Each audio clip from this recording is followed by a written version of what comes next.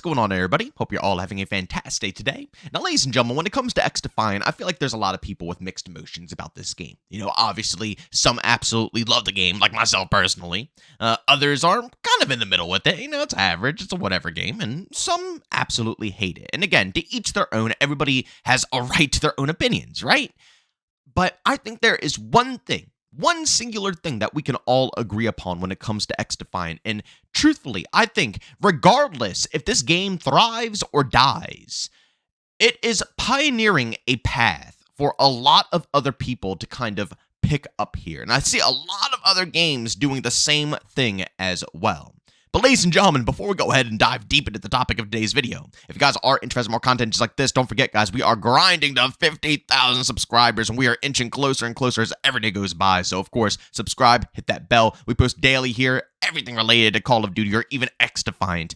And last but not least, if you guys want to check out any of my live streams, I will be live today over on Twitch, probably around 12 p.m. Eastern Time. I think we're going to be checking out some XDefiant today, and we're going to be prepping ourselves for Season 2, ladies and gentlemen, which is dropping on Wednesday. So if you want to tune in, follow it up, make sure you guys hit the bell notification on Twitch as well. So when, obviously Season 2 goes live, you can see when my stream goes live along with it. By all means, you guys can find a link to my Twitch channel down in the description of this video.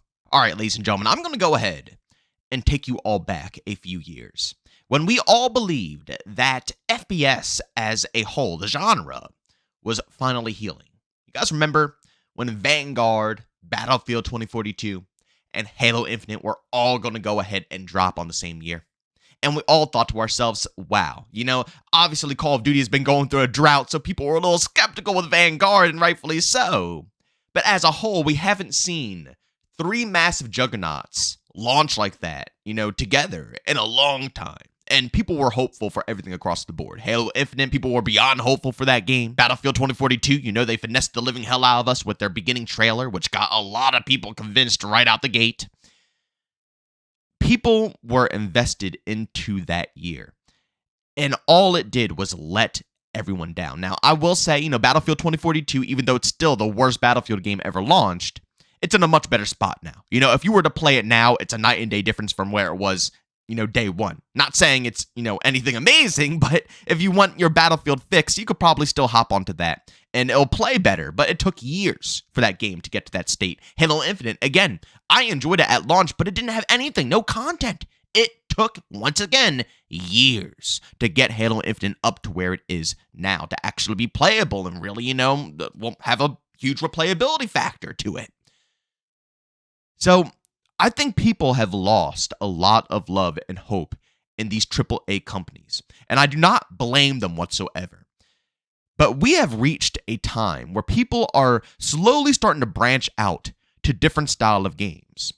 There used to be a moment where a lot of these indie games were exclusive to PC. I mean, it's one of the main reasons why I personally wanted to switch to PC.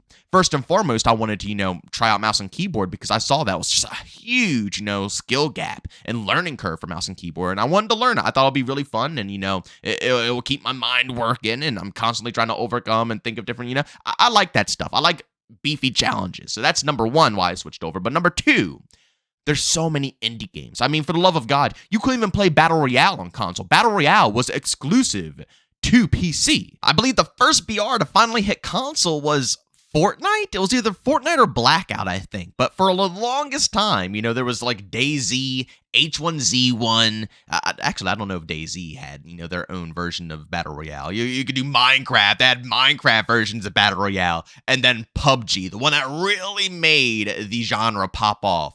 PUBG. Again, all of these on PC.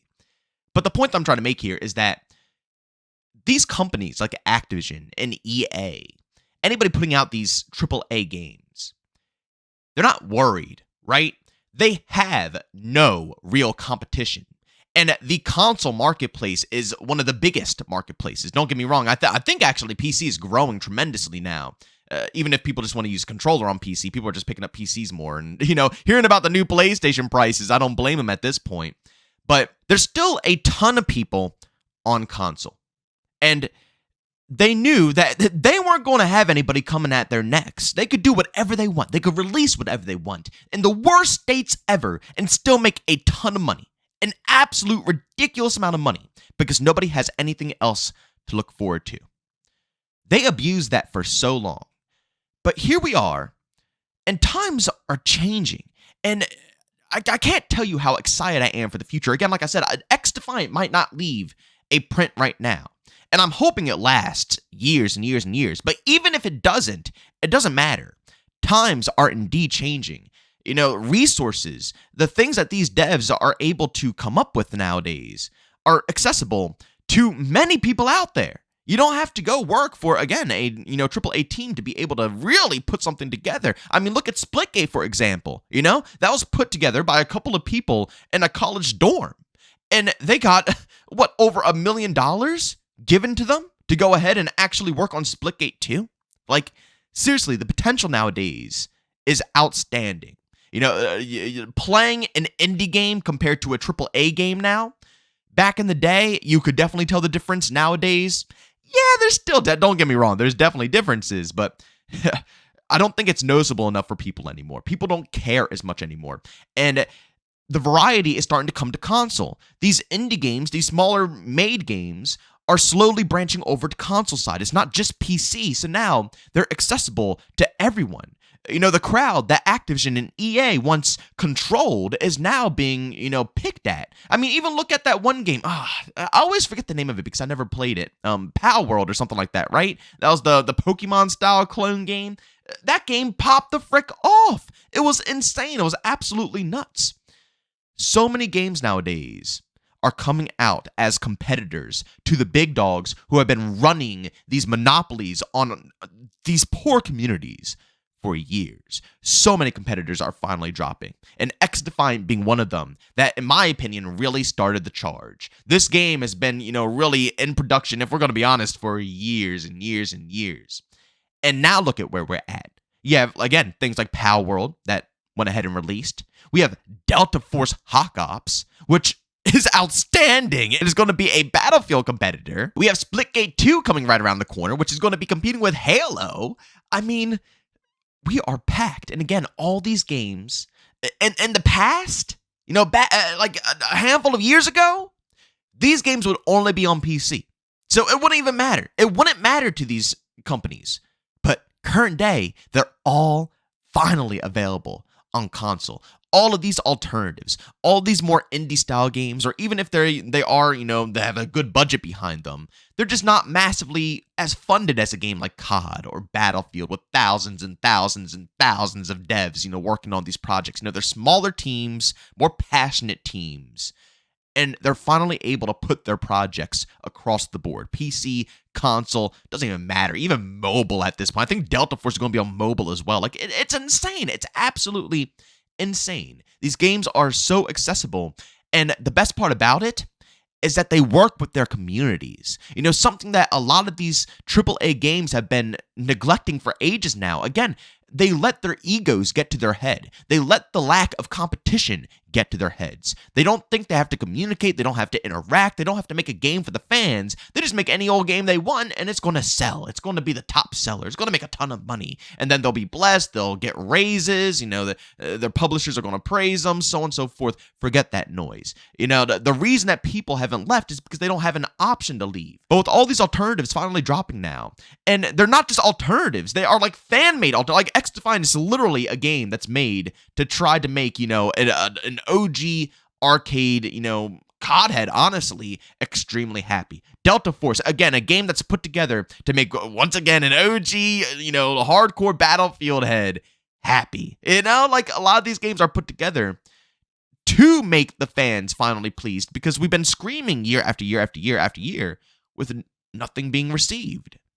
And it's funny that a lot of these development teams are now picking this up. Sledgehammer Games, this has been the best communication I've ever seen with Modern Warfare 3. Literally the best communication I've ever seen. It's absolutely insane. And this happened, obviously, after we got multiple betas with XDefiant, and they were very open and obviously communicating, all that stuff. And then finally Sledgehammer comes out, and they're communicating a lot, and same thing with Battlefield here. Delta Force drops, tons of communication, taking a lot of feedback, interacting, all that good stuff. And now out of nowhere, EA is saying, not EA, it wasn't Vincent, but no, actually, I think it was EA. Someone correct me in the comment section, but they said, what did they say again? We need to connect with our, we need to prove to our audience what we mean and gain their trust back, basically, is, the general idea of what they put together there. All these teams, man, are coming out with this communication. Halo, for example. Halo, they started off horrible. They had a change of management. Now the game is literally thriving. They got everything the community asked for. Everything's finally coming on through. Very community friendly. Like, something happened. Something at some time, somewhere, switched up. I don't know what. Again, you might not agree with me, whether it was XDefiant or not. I still think it was XDefiant. I think that, this game, whether it's going to be successful or not, is really starting off that trend. But, regardless, even if this game dies, like I said in the beginning of this video, people nowadays, it's so, I don't want to say it's easy, but it's way easier for someone to get their hands on something to actually put together a cool project that you have no clue might absolutely pop off. And it's accessible to everyone. And you could put it anywhere. Freaking Switches, Nintendo Switches, PlayStations, Xboxes, PCs. Everybody has access to this stuff nowadays to play these style of games. The future right now, to me personally, is looking really, really sweet. Because even if all these games I listed do die, they just absolutely flop, that's not going to stop others from trying to get that success as well. And as time goes on and technology improves, what we see right here is only going to get crazier and crazier and crazier and crazier. And again, the average person is going to be able to put together masterpieces. So I guess the overall point of this video here is to say that XDefiant has proved one thing to me personally. And you could say that about any of these games. Again, Delta Force, POW, whatever game that you personally play. It's proved one thing, that the future is indeed looking bright, and that these massive corporations can only screw over their communities for so long, because as time goes on and technology improves and people can get their hands on more crazier stuff, they can only, have a monopoly for so long when it comes to this. I thought it was going to be forever. But seriously, when you seriously think of the times that we're in right now, I know people think that it's like, XDefiant's nothing compared to COD. But literally a handful of years ago, we didn't even have BRs on console. You know what I'm saying? We didn't even have an alternative to Call of Duty, many alternatives whatsoever. And if you wanted to play alternatives, you had to hop on a PC. And this was literally just a handful of years ago. So, I understand people aren't too impressed just yet, even though I'm having a blast. But seriously, the thing that this game has proved to me is that the future is looking fantastic, and I can't wait to see, especially what other people are going to come out with at some point in time. But, ladies and gentlemen, as always, if you enjoyed today's video, leave a like. If you hate it, leave a dislike. Don't forget to subscribe and hit that bell. I post daily here at 8 in the morning Eastern Time. And if you guys want to check out my live stream, again, I'll be live today at 12 p.m. Eastern Time over on Twitch. You guys find a link to that channel down in the description of this video. As always, thank you for tuning in, and I'll see you all on the next one. Peace out.